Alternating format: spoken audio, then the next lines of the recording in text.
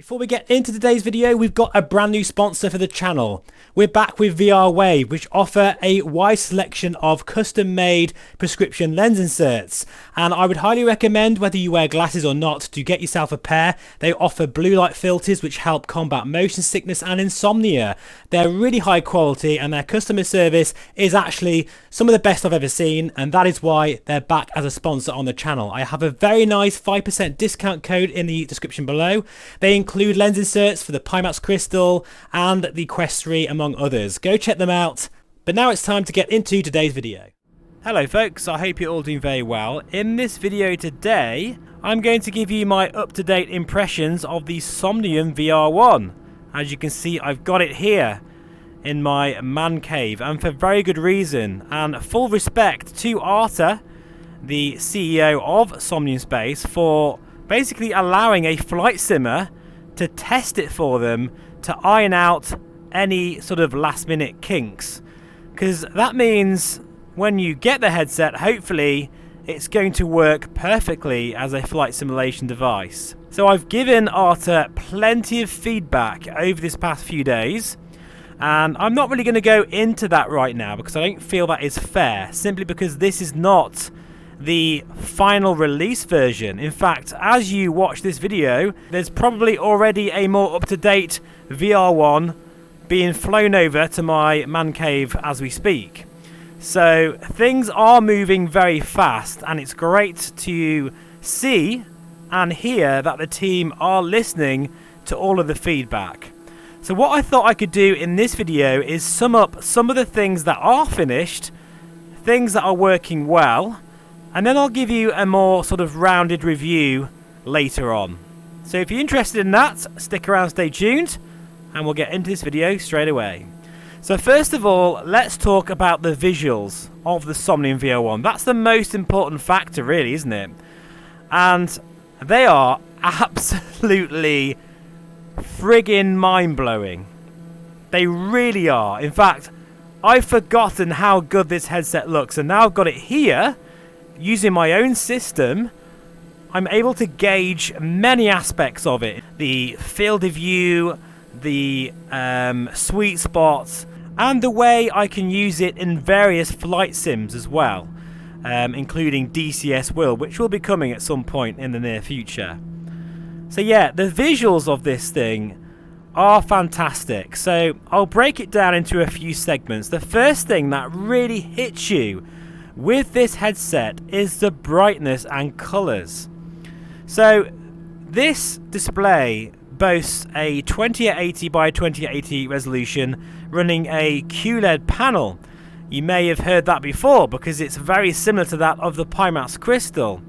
The thing here though is that the colours are different.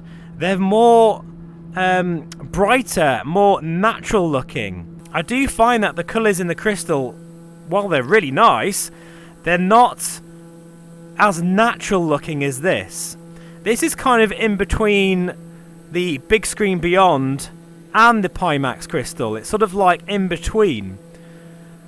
And they just look so much more natural. I think that's also thanks to the power consumption of the headset. Since this does not need a battery to run it, there's a lot more power going to this headset, and that means the panel is being really utilized to its maximum potential, and the brightness really makes a big difference. For example, when the sun is shining on your wing, you really almost squint because it just feels so bright into your eyes. Not in an uncomfortable way, but more of a natural sort of feeling, as if you're really looking out of that wing. It's quite an incredible, uncanny experience that I haven't really experienced with any VR headset. Now, this is someone who, generally speaking, doesn't really like bright anything. You know, I wear sunglasses when I'm driving, even in the winter time, but it's not that kind of brightness. It's more of a sort of natural lighting kind of feeling. It's a really hard thing to describe, but when you see the sun shining onto the aircraft skin and onto the surrounding terrain, it just looks really like beautifully bright. Not vivid bright, but naturally bright. That really does hit you straight away.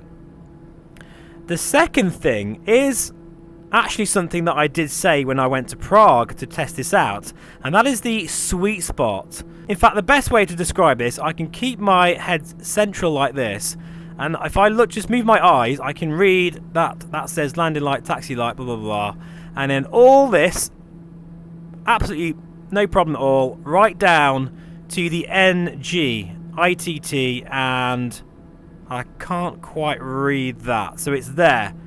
All of this is perfectly clear. All of this is very, very clear indeed. And it's the same again for the horizontal field of view. In fact, it's not quite as good, but it really is, I mean, excellent. It's better than the Aero and much better than the Pimax Crystal. It doesn't have a geometric sweet spot like the Crystal has. So I can move this around and I'm still in the sweet spot. In fact, actually, a good example of this is I can move my IPD, which is 65. I can move it all the way up to about 68, which gives me an even bigger field of view, which I'll get onto in a moment. And it still feels comfortable, which is the first time I've ever experienced that in a VR headset too.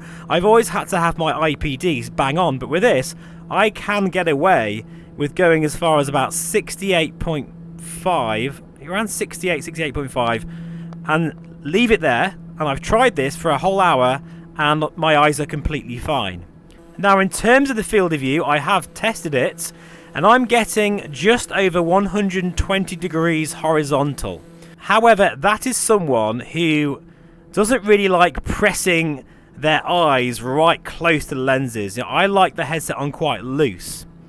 So if I really did squeeze, you know, my eyes so they're almost touching the lenses, I'd probably get around 125 or even more than that actually, which is very good. In fact, with the wide field of view lenses of the Pimax Crystal, which I didn't like by the way anyway, I got a maximum of 115 degrees.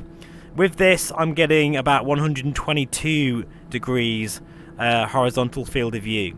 However, please bear in mind that the field of view in this and the binocular overlap is really, really good.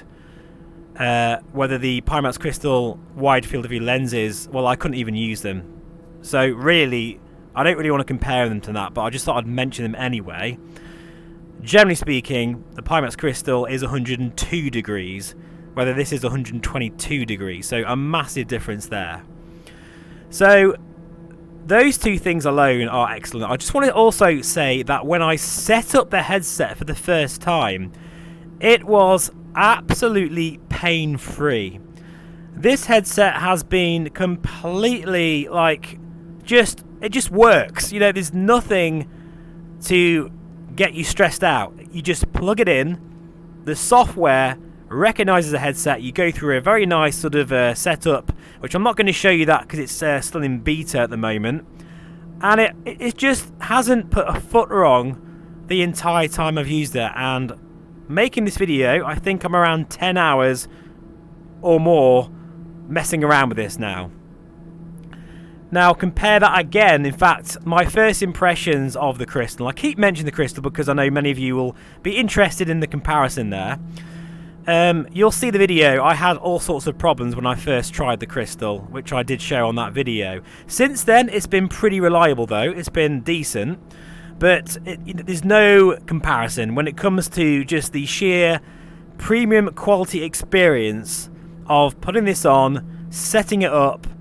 It just works completely pain-free. I think the only other headset that I can compare to the pain-free experience is the Big Screen Beyond. It just works out of the box. Talking of being out of the box, I am now at my destination, but I don't care. I'm just going to carry on talking because I've got lots more to say about this. So let's just go in heading mode here. There we go. So talking of the unboxing experience, I'll just show you some shots now of how it came to me. And keep in mind, you know, this is not the full final release. When you get your headset, it will be in a hard case. And I'm telling you now, because I've done a lot of these unboxing sort of things now. I've had lots of headsets pretty much all of them you can think of, this by far was the most premium and just very satisfying experience. It being in that beautiful case, which you can sort of, it has wheels as well, by the way, so you can sort of pack it up and then, you know, just wheel it around somewhere else if you want to take it with you on holiday, if you so desire. It's in a beautiful padded box. It reminded me actually of when I first got my deluxe Fender Strat, and it came in a beautiful case.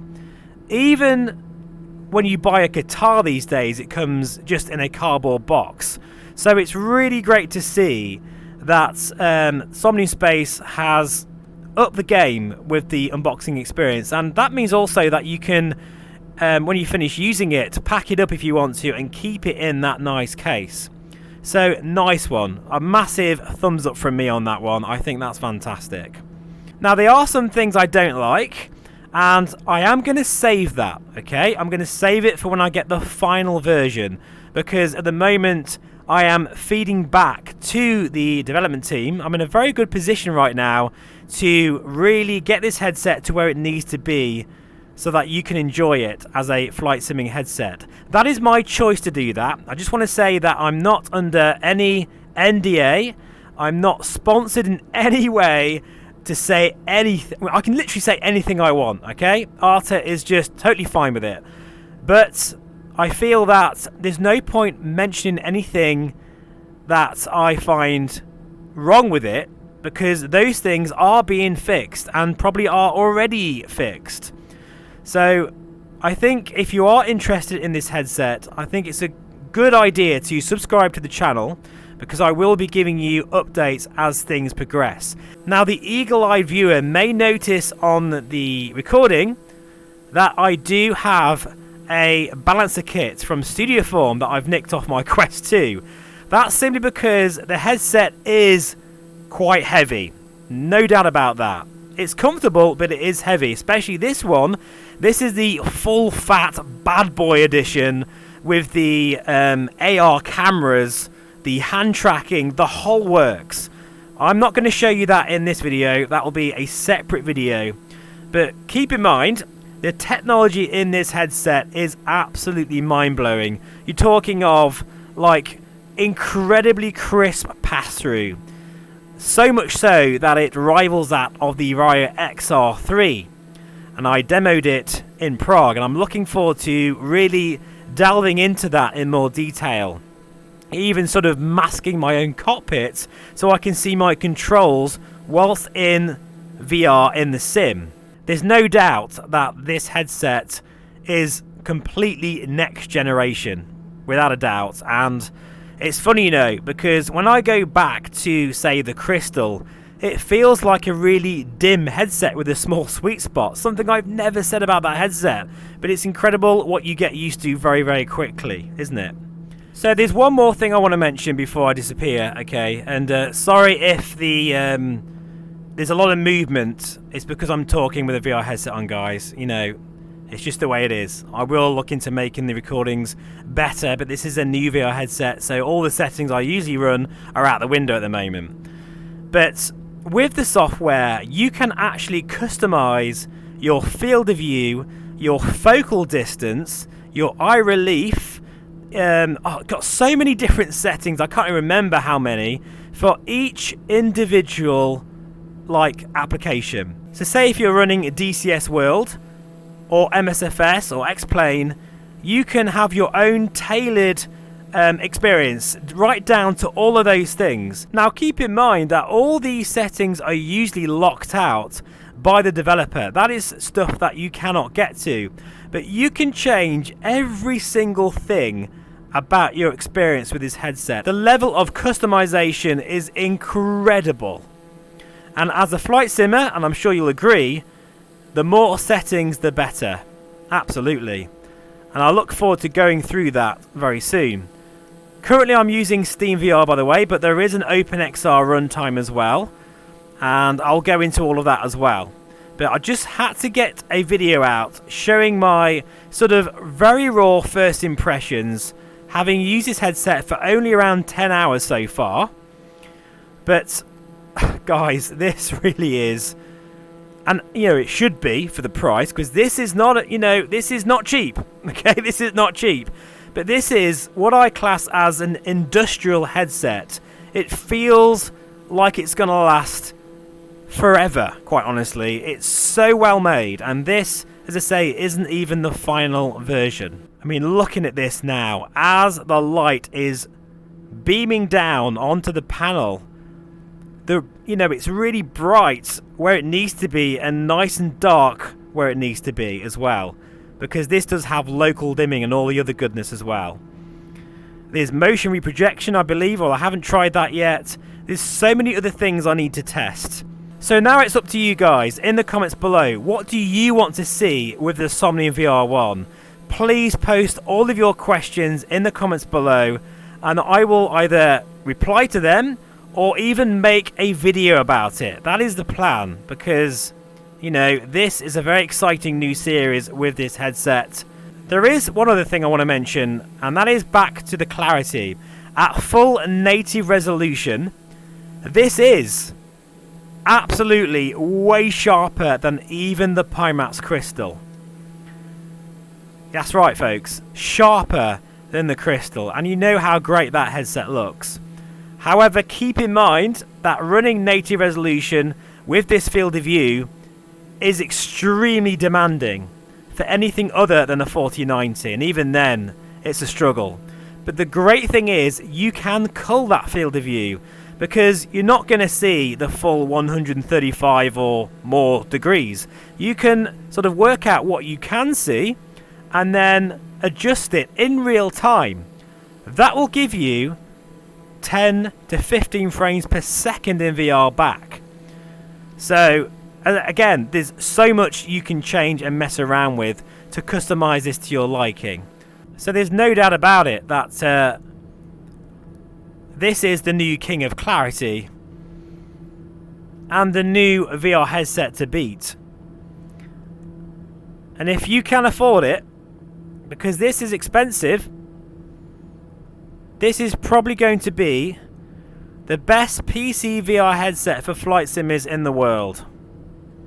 I don't say that lightly.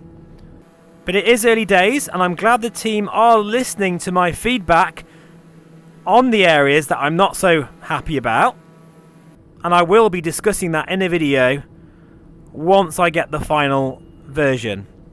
But I feel very privileged to be in a position where I can vouch, for the flight simming community and have direct access, really, to the development team, so that all the things that we care about as flight simmers can be looked at in very fine detail, as I'm doing a very long landing here. I'm too busy talking. But anyway, I hope you enjoyed that sort of update video of the Somnium VR1. Lots more to come. Please do let me know in the comments below what you'd like to see. I'm all ears. Okay, folks?